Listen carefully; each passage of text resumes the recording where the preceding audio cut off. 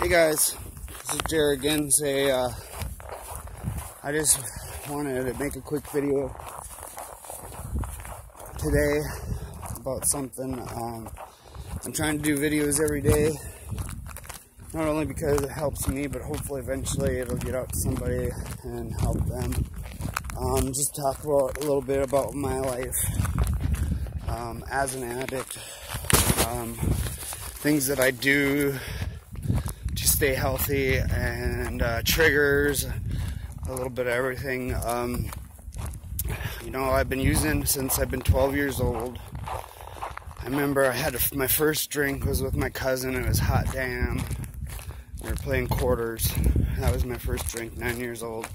After that, you know, we started drinking really young, smoking a lot of schwag, some brick weed, you know. That's what we got back then, and that was a cool thing to do. I was hanging out with the older crowd because I was a year behind in school, but anyways, I always hung out with the older crowd. I always felt like I was more mature, and feel like I fit into my group, you know. And that's funny when I say that, because you go to 12-step programs and everybody's talking about how they didn't fit in. And it makes sense in my life now. Yeah, I still smoke, but you know, I'm just thankful that I think about trying to quit daily. You know, I got a lot of other things going on. I'm battling right now. Tobacco just ain't quite there yet, you know. Just the other day, I'm also an alcoholic. I mean, if you can abuse it, I guess I'm the guy that would. That's just my personality.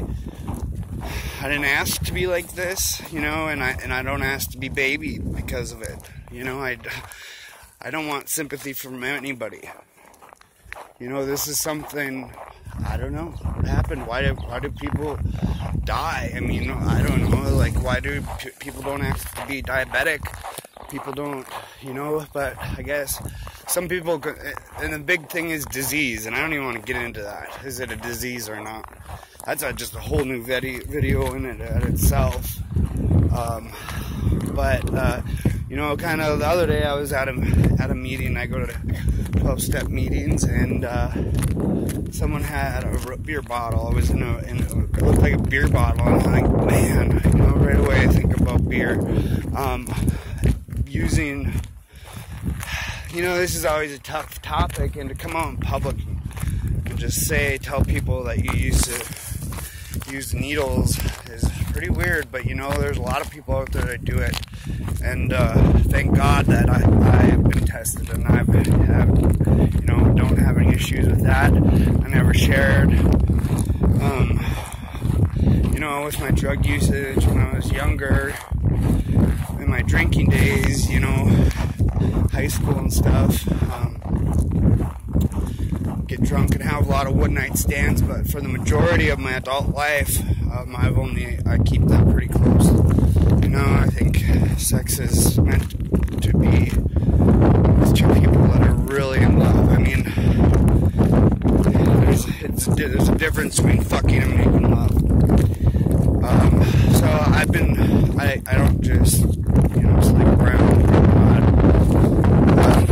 Even though most people that use drugs do. So anyways, you know, like triggers, there's a lot of times, there's a lot of things that trigger me. You know, like I guess for my opiate addiction, you know, I would take those pills and they would make me feel good. They would make me feel like I could conquer the world. You know, and I'd go out and I'd work hard and I'd do all these things, but I was so damn scatterbrained, I couldn't get anything completed. So, you know, that's what they did for me. They made me feel absolutely like Superman. No more anxiety, no more depression. It didn't matter. I took on all the things that I was worrying about doing. It didn't matter. Give me some opiates and I'm off running. You know, just walking down the street and looking at, seeing pharmacy, seeing the name of a pharmacy, beer commercials, I mean, it's everywhere. Addiction's tough. Like, like I was watching this 600-pound man the other day, and he's like, he's addicted to food. So what happens if a heroin addict had to eat one time a day? Well, if as being a pill addict, if I could only take pills one time a day, man, that wouldn't work. Because once I took it, I would keep taking it and more and more and more, and it's never enough. So now think about a person that's addicted to food. They have to eat to stay alive. Now that addiction, you want to talk about a tough addiction, that would be a tough addiction. I mean, these guys are just absolutely 1,000 pounds. They weigh 1,000 pounds, and and it's a real issue for them. And people look and say, well, I don't know why this person's doing it. Do you think they're asking for this situation? There's something mentally not right for them to be going through this kind of thing. Same thing with addiction. It's not like we ask for this, I'm gonna always be an addict, always. And maybe in recovery, Another thing I wanted to talk about was, relapse, part of recovery. It doesn't have to be. Everybody has a rock bottom. You don't have to relapse. But you know what? I'll be honest. All the relapses I've had, you feel like shit. You literally feel like you ran over a baby or something. I mean, that's how bad I feel when I relapse, because it's so important for me to be clean, because I remember everything that happened. I remember motel rooms and manipulating people, and I'm just thankful I'm not doing those things. So when I do have a relapse, and if I did have another relapse, I know, and I'm not trying to justify it either, but I know that I still have a chance, It's just, I have to learn something from that situation and keep going. It's when you start feeling so terrible about yourself, and then you just give up.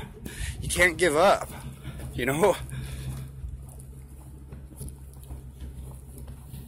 didn't even smoke my cigarette. I don't know. I haven't seen my addiction counselor. I've been seeing the same addiction counselor since I've been 17 years old. I'm 33. I'm trying to get my glove on. So there's really no, the little guy inside of me, also had fake pee. It's like, oh, I could use fake pee if I need it. Well, what do I need fake pee for? I mean, that's just, I don't need fake pee, because I'm honest with everybody and everything, I mean, I have a tough time not smoking grass. What is wrong with grass?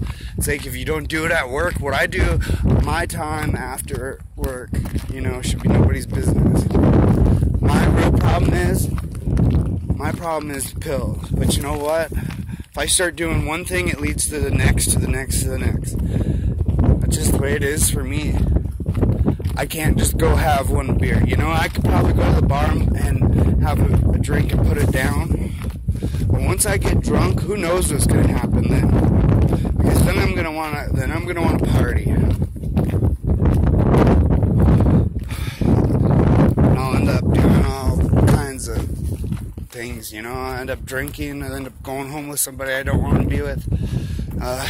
Probably even doing meth.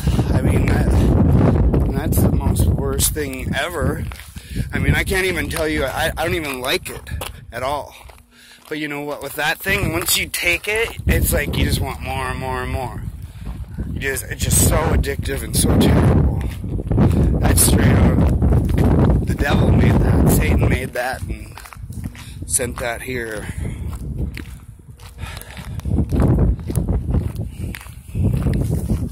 I don't know. This is my life, and I'm gonna do a video every day, and I'm just gonna. This is gonna be my counseling session. Hopefully, it'll help some people. I really don't care what people think. I don't care if people go, oh, there's that guy putting his whole life and telling his whole story about his problems on Facebook or videos or YouTube. It is what it is.